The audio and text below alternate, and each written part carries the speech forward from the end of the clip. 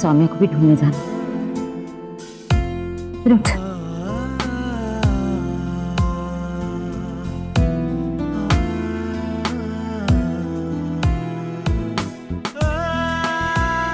आरती, चल तू नहाकर तैयार हो जा, मैं नाश्ता भी लगवाती हूँ। Good morning hero. Good morning. Good morning.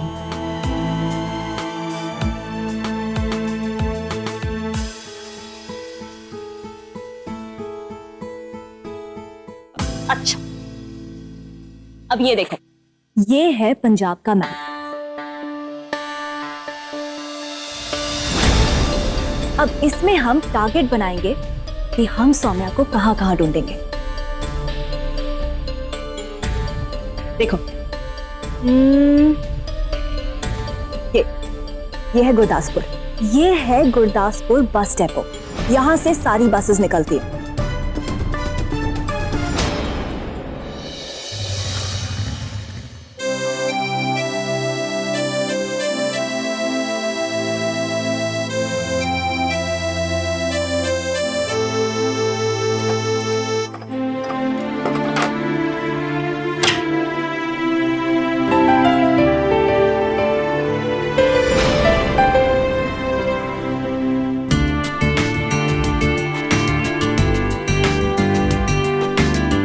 कमाल है मैडम जी, आप तो पूरी दुकान को चमका के दम लोगी। जी वो माँ कहती थी जहाँ सफाई हो वहाँ भगवान बसते हैं, और भगवान हाँ, उनके रहने से बरकत आती है, खुशियाँ आती है, इंसान रंग से राजा बन जाता है। ये सारी बातें मैं जानता हूँ क्योंकि मेरी माँ भी रोज मुझे यही बातें बोलती है। अगर अब आपका स्वच्छ भारत अभियान खत्म हो गया हो तो प्लीज थोड़ी बहुत पेट पूजा भी कर ले।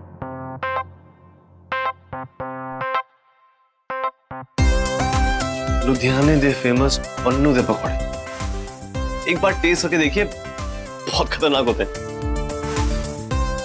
इससे पहले कि ठंडे हो जाए।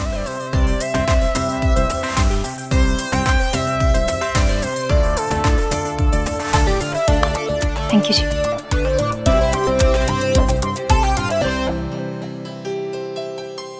हीरो, मेरे हिसाब से हमें सबसे पहले यहाँ जाना चाहिए, लुधियाना। गुरदासपुर से लुधियाना सबसे ज्यादा फ्रीक्वेंसी है बसेस की। दिन की 10 बसेस निकलती हैं। हो सकता है सौम्या ने उनमें से एक ली हो। What do you think? बस उम्मीद ही है, चलकर देखते हैं।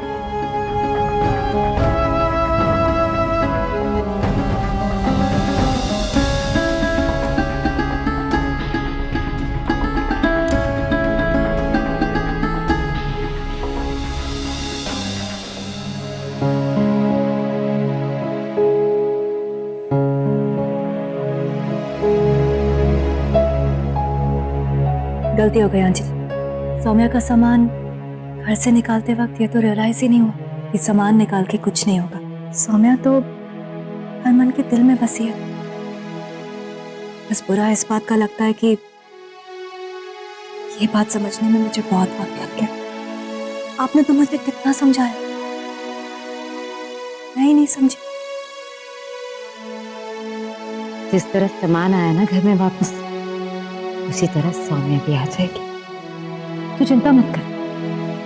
और तुझे ये बात अब समझ में आ गई है, यही बहुत बड़ी बात है। चल तू और हरमन जल्दी से नीचे आ जा, नाश्ता तैयार।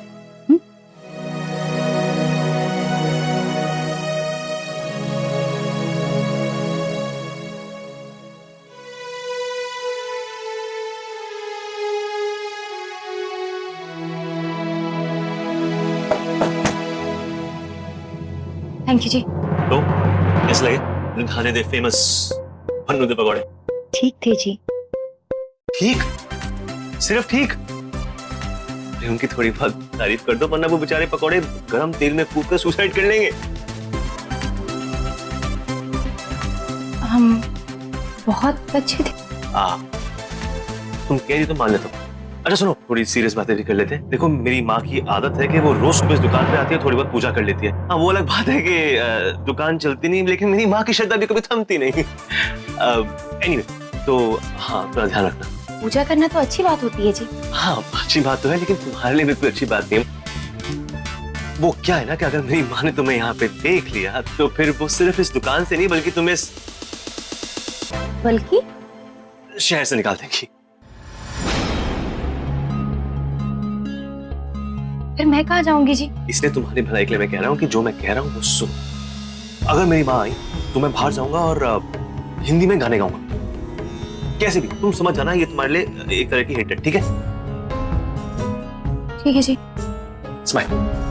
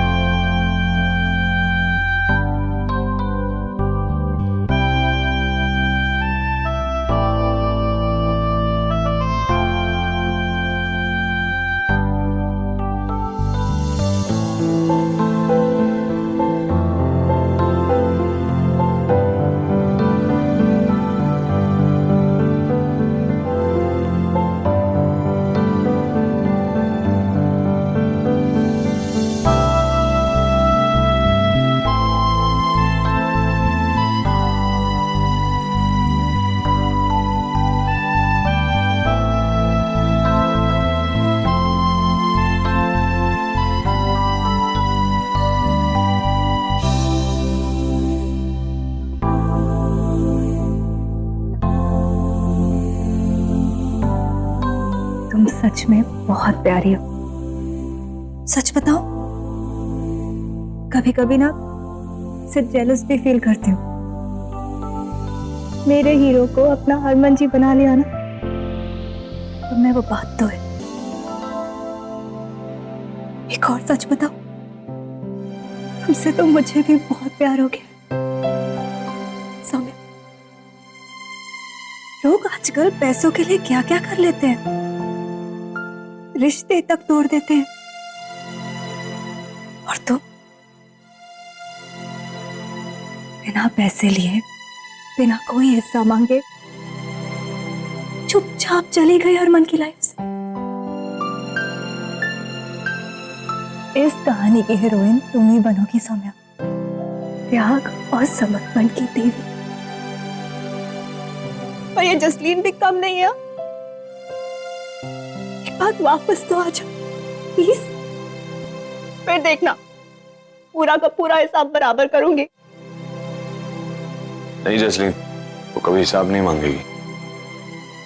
और तुम कुछ कहोगी भी ना तो कहेगी कि पुरानी बातें भुलाकर, सारा हिसाब किताब भुलाकर नई शुरुआत करते हैं। समझ में नहीं आता कि इतना कुछ सहकर भी कैसे वो सबको माफ कर देती है। बहुत अजीब सी है मेरी गुलाबो। तुम्हारी गुलाबो अजीब नहीं, बहुत ग्रेट है।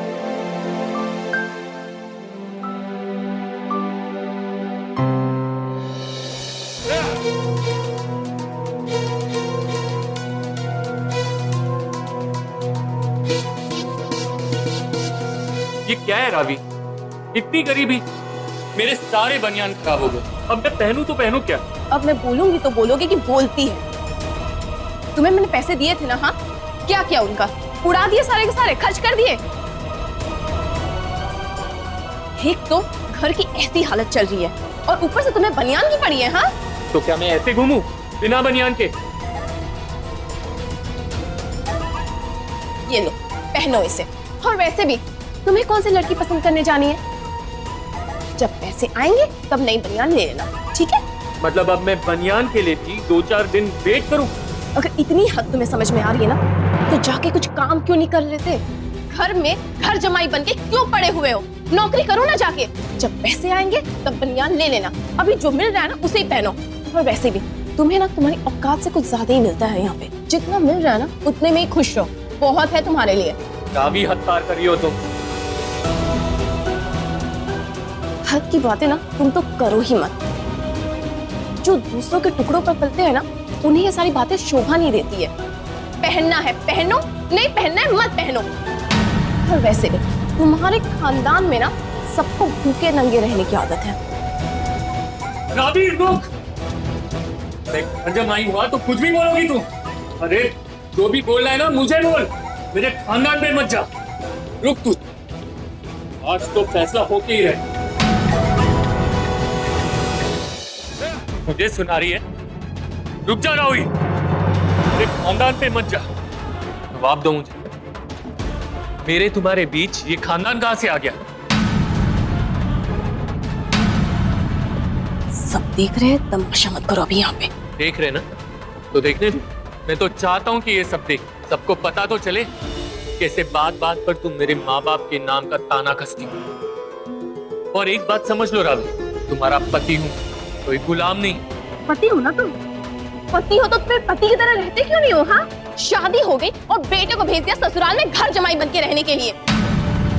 अभी ये क्या बोल रही हो तुम? तो उन्हें खुद भी नहीं है। रवि, ये क्या बोल रही हो? आज इसे बोलने दीजिए, इसके दिल में जितना जहर है ना सब उगलने दीजिए। बोलो। हाँ बोलूंगी, सब कुछ बोलूंगी आज। करते क्या हो तुम? हाँ, मुफ्त की रोटियां तोड़ते हो यहाँ पे, दिन भर औरतों की तरह घर पे पड़े रहते हो, भिखारियों की तरह बात बात पर पैसे के लिए भीख मांगते हो मेरे पास। और तुम कहते हो मैं तुम्हारे खानदान को बीच में क्यों लाती हूँ? हाँ, लाऊंगी मैं तुम्हारे खानदान को बीच में। अरे बनियान खरीदने तक की औकात नहीं है तुम्हारी, और बड़े आए खानदान के बारे में बोलने वाले। कौड़ी भर के तुम और कौड़ी भर का तुम्हारा पूरा खानदान। रावी,